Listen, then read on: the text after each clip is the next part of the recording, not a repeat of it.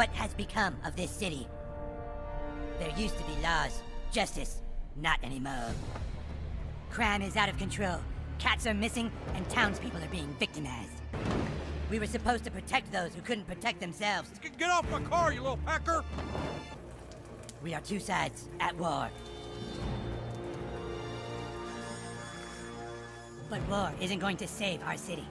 Time travel is my only hope now. Hi, hon. Shut up, Mom. There's no time to waste.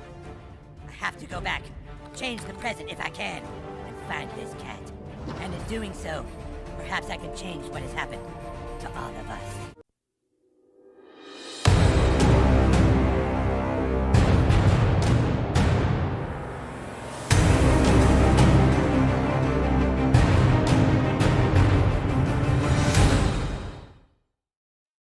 What is up?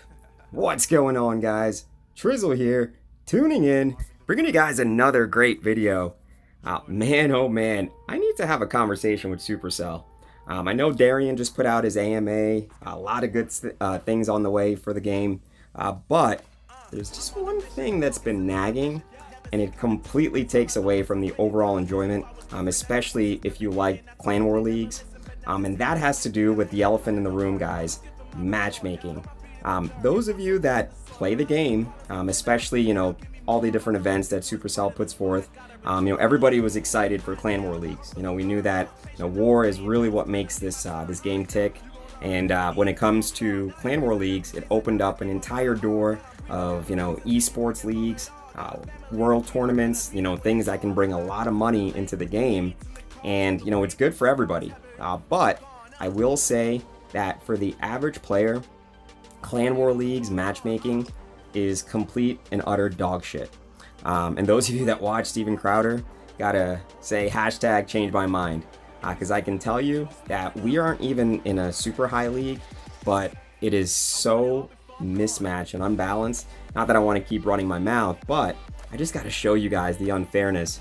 Now, since we're a good clan, there's been a lot of wars that, where we would normally not win, and we're able to eke out a win because we definitely take advantage of our strengths and try to set people up in the key places to give us the best chance of winning as possible. And you can see that from our war record, our war wins, the streaks that we're on. We really take this seriously. So looking at, let's say, the first war, we had 3 Town Hall 12s, and they had, 5? We had 1 Town Hall 11, and they had 5. We had 9 Town Hall 9s, and they had the rest Town Hall 10s. So not even a single Town Hall 9 in sight, yet they're stacked. And it's really rinse, wash, repeat. You'll notice that we won that first war. Not saying that we would have won had that clan really showed up, but just goes to show you that when we come to the next war, where it's more of the same, again, 3 Town Hall 12s on our side versus all the way down to number 5 on the map, 5 Town Hall 12s. 11s, we have 1 11, and they have 7 Town Hall 11s versus our 1. We have 2 Town Hall 10s. They have 1, 2, and I think this was a Town Hall 9. Yep. Luckily, some way, somehow, by the miracle of Clash of Clans, they somehow had 1 Town Hall 9. So, as you can tell, the fairness just is all over the place. Then you have clans that won't participate, which I think it's like farm wars to a certain degree. It definitely has a big upside. I mean, when you consider the hammers at the end that you can buy with the league points. But it's like, come on, bro. You look at this war, again, all the way down to number 6 on the map. And, we have 3 Town Hall 12s. They have 6. 1 Town Hall 11. They have 1, 2, 3, 4, 5, 6, 7, 8, 9. No Town Hall 10s. No Town Hall 9s. And yet again, we're sitting on 9 Town Hall 9s. So how do you win against these odds? I mean, again, it's to the point where our clan literally has boycotted Clan War leagues. We did it this past go round just because everybody was like, you know what, let's give it a chance. We've sat out for a couple months. We want to get in there and at least see if it's fun. And man, were we disappointed. Of course, again, because we're a good clan, we can still pull out some stars. This one was, they had 9 Town Hall 12s, guys. 3 Town Hall 12s versus 9. Just let that sink in. And it's not even that okay. Well, we have 3 times, they have 3 times the amount of Town Hall 12s that we do. It's that these bases are set up in a manner where Town Hall 9s, unless you have max heroes, the likelihood of you 2-starring a Town Hall 12 is really slim to none unless it is a anti-3-star base, in which case it's still difficult because Town Hall 9 just doesn't have that big of a punch, and unless you're running Queen, Healer into maybe some baby dragons, it's still going to be hard to get that extra percentage for the 50% unless it's a really spread out base. So you really end up having a situation where Clan War leagues, other than the very highest echelon, it's completely fucked in the ass, and it makes it not fun. Luckily, again, we're a good clan, and I hate to keep saying that, but we were able to pretty much cop 3 wins at the very end. And I'm going to make a video about some of the 3 stars in this war if I have time, but I just had to show you guys just how crazy this was in terms of the mismatch. The only time we had a little bit of fun with this tournament was at the very end, where we were able to get a perfect war, but it was just because they had complete engineered bases, not taken away from the perfect war in any way, shape, or form.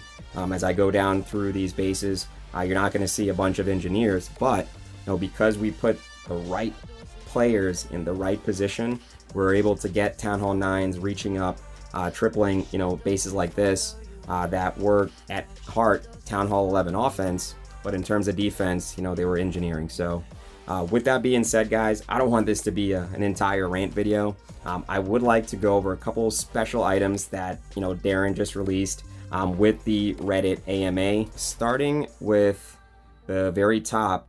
Will Town Hall 13 be coming this year? And as you can see, it's inevitable that this question will pop up.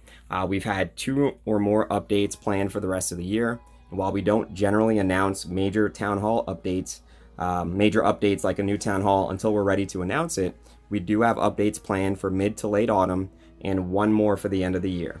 Now, since we have the ESL World Finals at the end of October, we won't introduce a new Town Hall level before the ESL Finals have completed, as introducing a new Town Hall level would throw the entire competition into disarray. Plus, we want the competitors to have a chance to max out their bases before competing with them. So with that said, it took about 2.5 years to introduce Town Hall 12 after the release of Town Hall 11, and as we've been saying, we don't want the same gap of time in between Town Hall 12 and 13. It's not giving anything away by saying there will be a Town Hall 13 at some point. So there you have it, guys. Town Hall 13 confirmed.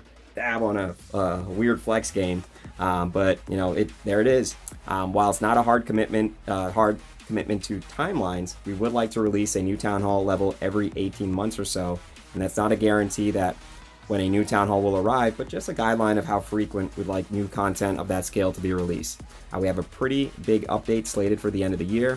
Feel free to speculate or try to read between the lines if you will, but it's going to be frigging massive, huge update, and we'll have some really cool new features. The other question that he asked, are we able to provide any details on what priorities are being worked on for the remainder of 2019? So Darian answers, this is a really excellent question. Up until the recent update, our priorities have been to speed up the upgrade process and also fix the clouds. We did both, and words can't describe how happy we are with Operation Blue Skies. There are probably some incremental improvements we could apply to the system, but overall we feel it's been a major success, albeit a few years later than players would have hoped. So with these 2 major obstacles out of the way, what are we focusing on? New content. Now, this is always a driving force on the team. With cool new stuff we can release that would improve the game, and we never do content to just release new content. To paraphrase Marie Kondo, when we do new content, it must spark joy in us and the players. It's got to be fun, it's got to be different, and it's got to make sense. And while these guidelines may sound commonsensical, sitting down for those team design meetings are some of the funnest and funniest meetings that are had. Of course, better clan experience. This is something that we've had our eye on for the past couple years. It's easy to come up with a list of things that we'd like to improve the clan experience, but coming up with a project plan on implementing them is quite different.